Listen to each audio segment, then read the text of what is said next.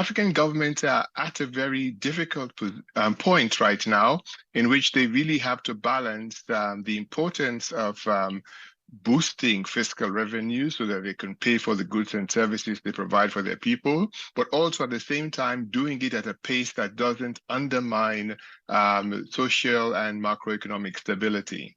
I think it leaves them in a very difficult position, but it's not an impossible position. I think that there are four things they can do. The first is they must prioritize economic governance. And by this, I mean paying closer attention to things like the contracting for natural resource extraction and trade, also the reduction of illicit financial flows, and taking practical steps to reduce waste. The second thing that they have to do is look at financing, not from the traditional sense of you just have to raise taxes, but also from the perspective of how do we, as African countries, think through mechanisms to increase things like remittance flows, which are a lot more than development assistance. Also think about monetizing some of the carbon and climate mitigation effects through carbon trading. The third thing that countries have to do is ensure that they focus on social safety nets.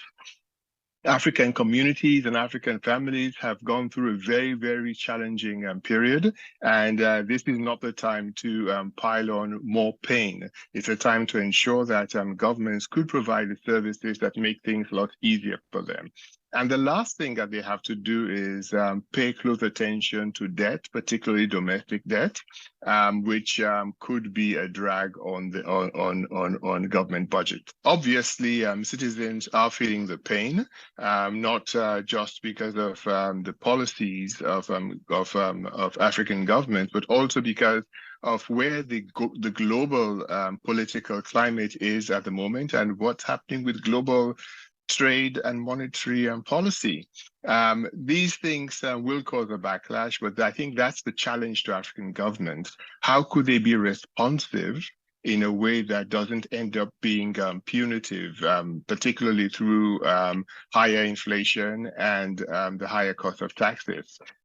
This requires governments to step out from the business as usual prescriptions to looking at how they could enhance social welfare and also ensure that the fiscal reforms do not push too aggressively in terms of hiking tax rates, and because, you know, in African economies, an increase in things like food and fuel feed through the economy rapidly and affect everybody, but the poor disproportionately.